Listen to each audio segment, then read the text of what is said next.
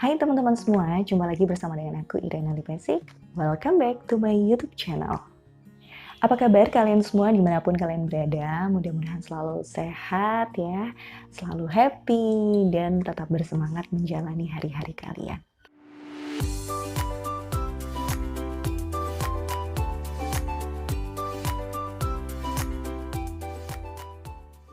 Judul video kali ini aku angkat berdasarkan dari pengalaman aku pribadi ya teman-teman. Dulu bicaraku itu nggak selancar seperti sekarang.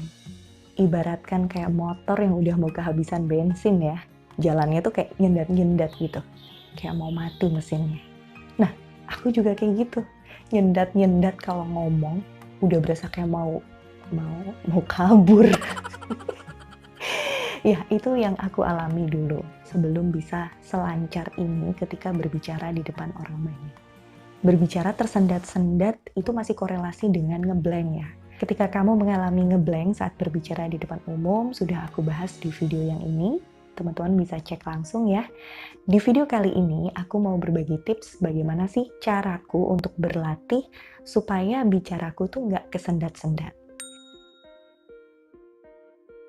Kita tuh untuk menyampaikan satu kalimat utuh, itu banyak jedanya. Hari ini saya mau menjelaskan tentang gestur. Apa itu gestur? Menurut definisi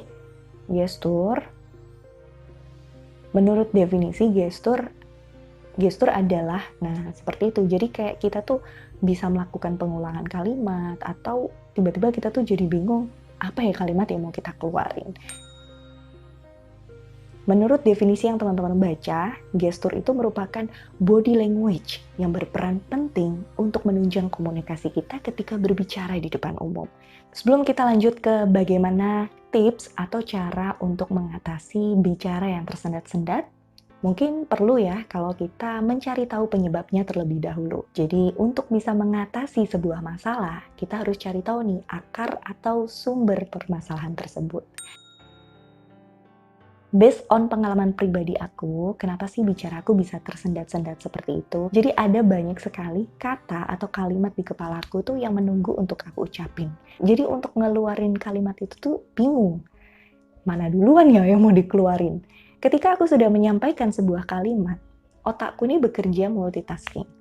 Tiba-tiba tuh langsung habis ngomong gitu ya, aku langsung melihat ekspresi wajah orang. Kok kayaknya audiens kok udah pada ngantuk ya? Kok monoton ya? Apa mereka boring? Aduh, gimana dong? Jadi otak kan kerjanya multitasking ya. Mau ngomong apa, sambil berpikir, apa sih penilaian orang ke kita? Jadi nggak fokus gitu ya. Kalau misalnya kamu harus tampil di depan saat itu, ya udah fokus untuk tampil. Soal penilaian dan lain-lain, itu nanti ketika evaluasi. Karena pikiran kita tuh bisa bikin kita tuh ngeblank seketika. Mungkin teman-teman punya case yang beda ya. Jadi dari sekarang coba dicari tahu apa sih yang bikin kalian itu tersendat-sendat ketika berbicara. Sama kayak aku atau mungkin beda. Kalian bisa tulis di kolom komentar supaya Iren bisa diskusi sama kalian. Karena channel ini berangkatnya dari berlatih secara otodidak, jadi aku mau ngajakin teman-teman untuk latihan di rumah kalian. Gak apa-apa latihan aja di depan kaca, atau kamu mau latihan sama teman-teman terdekat kamu, buat melatih mental juga, it's okay. Jadi yang pertama yang aku lakukan adalah berlatih improvisasi. Ini bisa berlaku untuk kalian, teman-teman, yang tipe penghafal ya. Jadi satu slide itu dihafalin gitu, begitu lupa satu kata ngeblank. Di dunia acting yang pernah aku geluti waktu ikut beberapa agensi di Surabaya, jadi sutradaranya tuh kasih kita satu dialog ya. Iren, ini dialogmu. Ceritanya seperti ini, ekspresimu seperti ini. Ayo belajar improv. Dari situ aku akan belajar mengimprovisasi dari satu dialog tersebut. Ekspresi sedih misalnya. Aku bisa mengembangkan lebih panjang dialog itu dengan berimajinasi. Aku menambahkan kata-kata, aku menambahkan gerakan, aku bermain ekspresi wajah.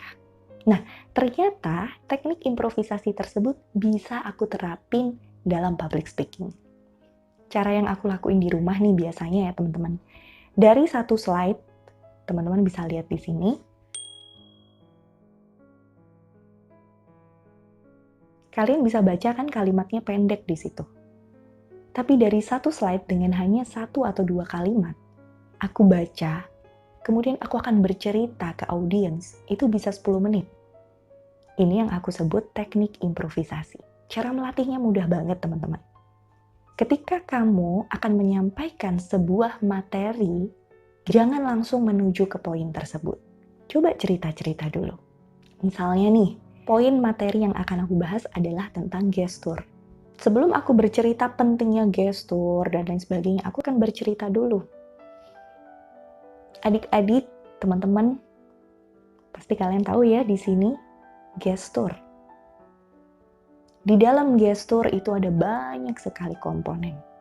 Ada ekspresi wajah, ada kontak mata, body language yang termasuk dalam gerakan tubuh. Jadi waktu itu ketika aku berbicara nge-MC gitu kan, ada sebuah acara yang memang harus fun, ternyata gesturku itu malah kaku.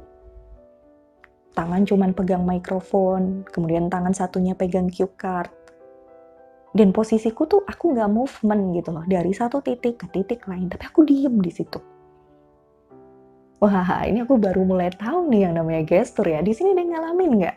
Kenapa atau bagaimana gestur kalian ketika tampil? Nah, itu adalah contoh ketika aku belajar improvisasi. Jadi 1-2 kalimat di slide presentasi, aku akan belajar bercerita. Kalian bebas teman-teman mau improvisasi seperti apapun.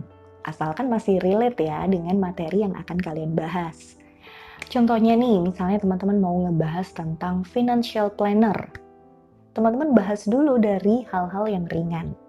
Nggak usah langsung masuk ke materi berat.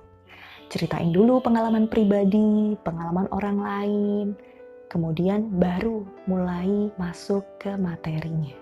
Atau mau diselipin dengan diskusi dulu, tanya jawab yang ringan-ringan dulu, baru masuk ke materi. Itu teman-teman belajar yang namanya teknik improvisasi.